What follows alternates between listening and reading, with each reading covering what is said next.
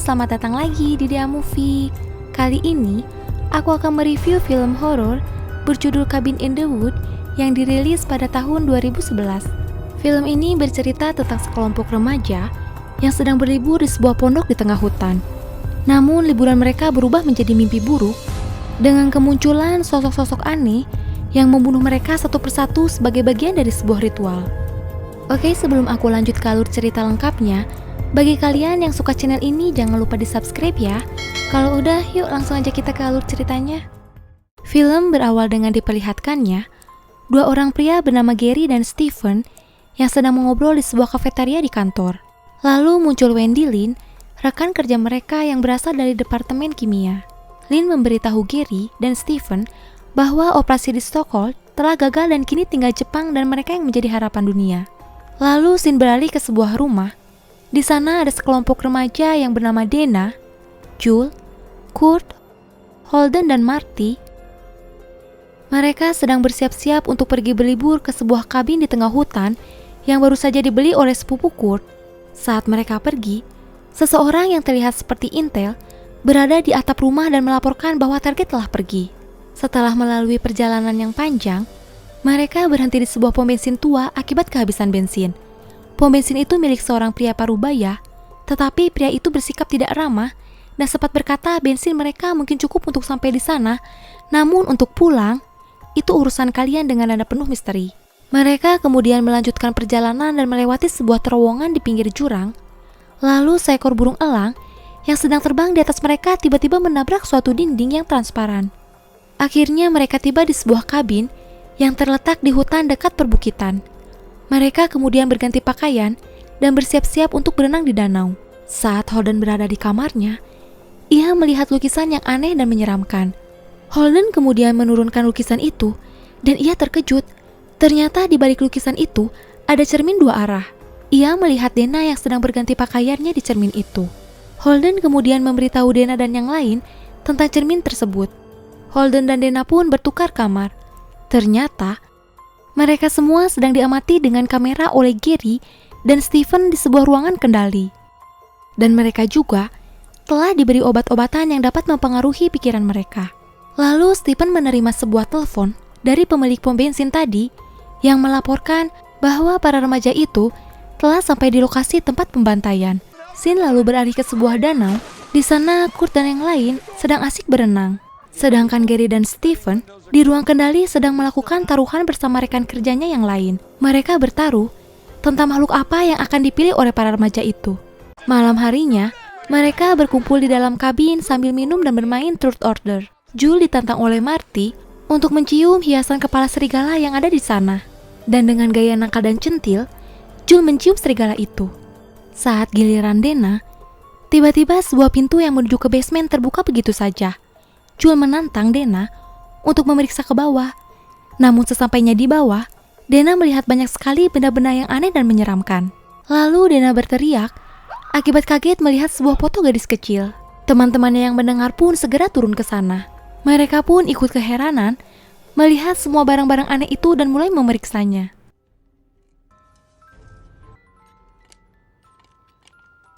Dana menemukan sebuah buku dan kemudian membacanya. Ternyata itu adalah buku diari milik Anna Wagner, gadis yang ada di foto tadi. Diary itu menceritakan tentang Anna yang disiksa dan dibunuh dengan keji oleh keluarganya. Lalu ada sebuah tulisan Latin di bagian akhir diary itu. Marty sempat melarang Dana untuk membacanya, namun Dana dan yang lain tidak menghiraukan Marty dan tetap membaca tulisan Latin itu. Setelah Dana selesai membacanya, di dalam hutan muncul sosok-sosok mengerikan seperti zombie yang ternyata adalah Anna dan keluarganya. Sementara itu di ruang kendali, Gary dan yang lain bersorak mengumumkan pemenang taruhan mereka. Di sana juga terlihat beberapa monitor yang menunjukkan operasi serupa di negara-negara lain. Kembali ke kabin, Jules dan teman-temannya menikmati malam mereka sambil berjoget dan minum bir. Lalu Kurt dan Jules pergi ke dalam hutan untuk bermesraan di sana. Tiba-tiba, tangan Jules ditusuk oleh salah satu zombie tadi. Jules berteriak histeris dan Kurt kemudian menyerang zombie itu. Namun Kurt ikut tertusuk dan ditahan oleh zombie yang lain. Jules tertangkap oleh zombie yang besar dan kemudian dipotong dengan menggunakan gergaji hingga tewas. Di ruang kendali, setelah Jules tewas, Stephen kemudian menarik sebuah tuas dan terlihat darah mengalir ke suatu dinding.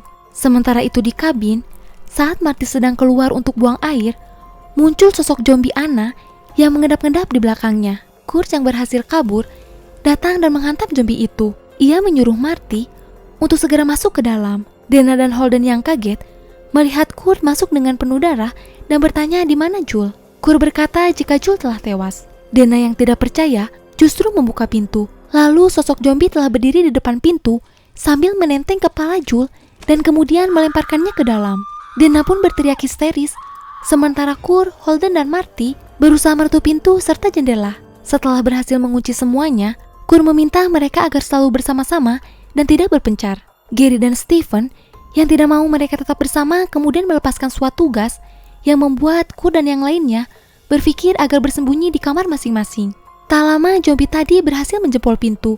Kurt berusaha menahan pintu itu, sementara yang lain lari ke kamar masing-masing yang kemudian dikunci oleh Gary dan Stephen. Di dalam kamar, Marty yang tidak sengaja menjatuhkan lampu menemukan sebuah kamera tersembunyi. Namun tiba-tiba zombie lain memecahkan jendela dan menyeret Marty keluar.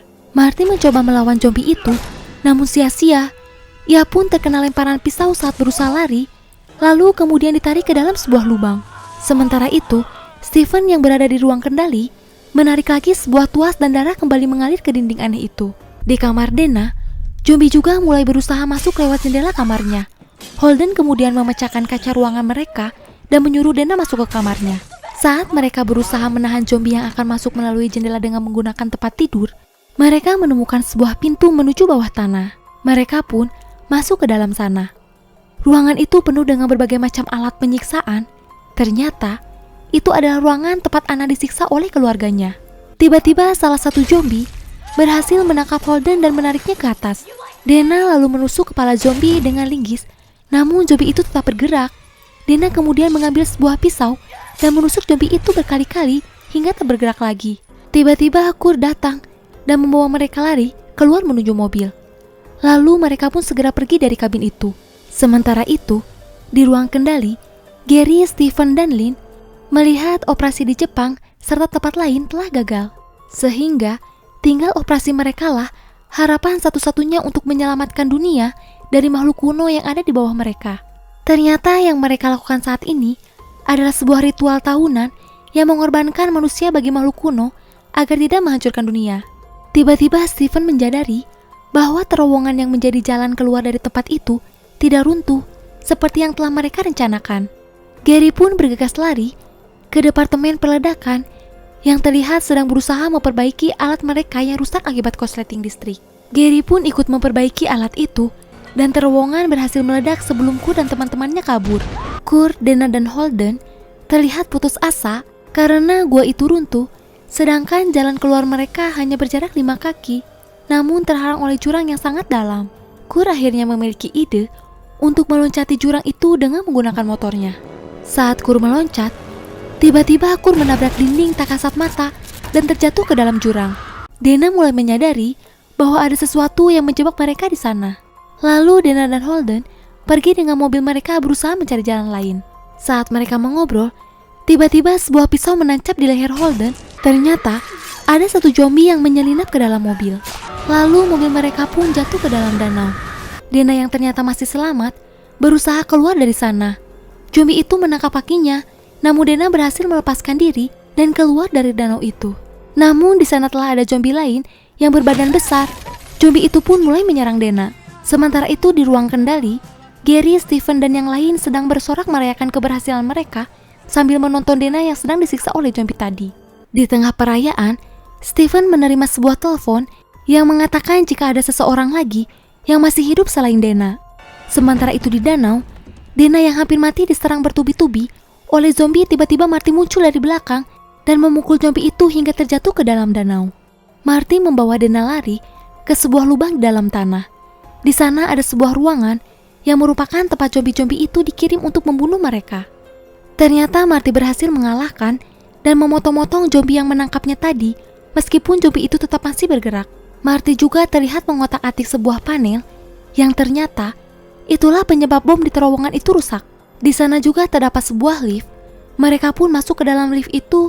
Lift itu kemudian membawa mereka ke sebuah ruangan tempat monster-monster lain dikurung. Dan lift itu sendiri adalah sebuah kurungan milik zombie-zombie tadi. Dana juga menyadari bahwa mereka sengaja dibuat untuk memilih monster apa yang akan muncul melalui benda-benda yang ada di basement kabin sebelumnya. Gary dan Steven yang menyadari bahwa Dana dan Marty telah masuk ke dalam lift, menyuruh penjaga untuk menangkap mereka.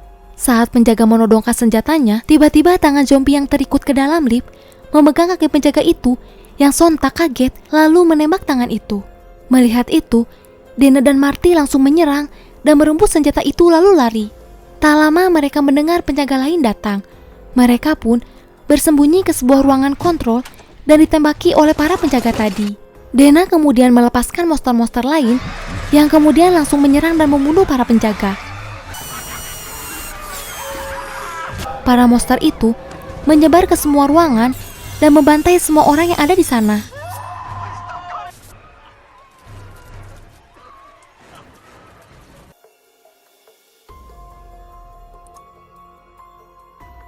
Dana dan Marty kemudian masuk dan bersembunyi ke dalam sebuah lubang dinding yang disebabkan oleh salah satu monster. Sementara itu di ruang kendali, monster-monster mulai masuk ke sana dan menyerang Gary serta semua orang di sana. Steven berusaha melawan monster-monster tersebut, sementara Gary membuka pintu darurat. Namun Steven akhirnya tewas dibunuh oleh monster putri duyung. Lynn juga tewas ditangkap oleh ular raksasa. Hanya Gary yang berhasil lari menggunakan pintu darurat. Di tengah jalan, tiba-tiba Gary tertusuk sebuah pisau yang ternyata itu adalah ulah Dana dan Marty. Dana dan Marty terus berlari hingga sampai di sebuah ruangan yang terlihat seperti tempat ritual dengan suara monster yang menyeramkan di bawahnya. Tak lama muncul seorang wanita yang merupakan direktur tempat itu. Wanita itu menjelaskan bahwa mereka harus melakukan ritual pengorbanan manusia tiap tahunnya untuk menenangkan makhluk kuno yang bisa menghancurkan dunia. Ritual itu harus mengorbankan 5 orang dengan berbagai karakter seperti Jul, si penggoda, Kurt, si atlet, Holden, si sarjana, Marty, si bodoh, dan Dana, si perawan. Keempatnya harus mati sedangkan si perawan bisa hidup atau mati tergantung nasibnya. Sang direktur kemudian menghasut Dana agar membunuh Marty sehingga ritual itu bisa selesai dan menyelamatkan dunia dari kehancuran. Dana yang mulai terpengaruh lalu menodongkan pistolnya ke arah Marty. Tiba-tiba seekor manusia serigala datang menyerang Dana. Sang direktur dan Marty berusaha mengambil pistol Dana yang terjatuh. Marty yang berhasil mengambil senjata itu langsung menembak manusia serigala itu yang kemudian lari. Sang direktur kembali menyerang Marty. Saat mereka berkelahi, zombie Anna datang ke sana dan memukul kepala sang direktur dengan kampak. Marty lalu menendang keduanya ke bawah, tepat monster kuno berada. Dana yang sudah terluka parah kemudian meminta maaf kepada Marty atas sikapnya tadi dan berkata mungkin sudah waktunya memberi kesempatan kepada umat manusia. Ruangan itu bergetar kencang dan batu mulai berjatuhan. Lalu, dari lantai yang mulai retak, keluar sebuah tangan besar hingga menghancurkan kabin di atas mereka. Dan film pun berakhir. Oke guys, itu saja cerita tentang film Cabin in the Woods. Bagaimana? Ending yang kurang memuaskan ya? Ternyata Dana dan Marty pun ikut tewas setelah perjuangan mereka berusaha bertahan hidup. Dan apa yang terjadi dengan dunia setelahnya ya? Satu hal yang menurutku mengganjal adalah dari mana dan bagaimana pihak pemerintah bisa menangkap semua makhluk-makhluk itu, dan juga kenapa mereka tidak punya pertahanan sama sekali untuk mengatasi monster-monster itu saat lepas. Sedangkan jika korbannya telah tewas, pastinya pihak pemerintah harus menangkap monster-monster itu kembali. Namun secara keseluruhan, film ini seru dan menegangkan. Dan IMDb untuk film ini adalah 7,0. Mungkin segini saja review dan penjelasan film Cabin in the Woods 2011. Jangan lupa like, share, dan subscribe ya, supaya kalian tidak ketinggalan jika ada video baru dari The A Movie. Thanks for watching and see you on next video. Bye-bye.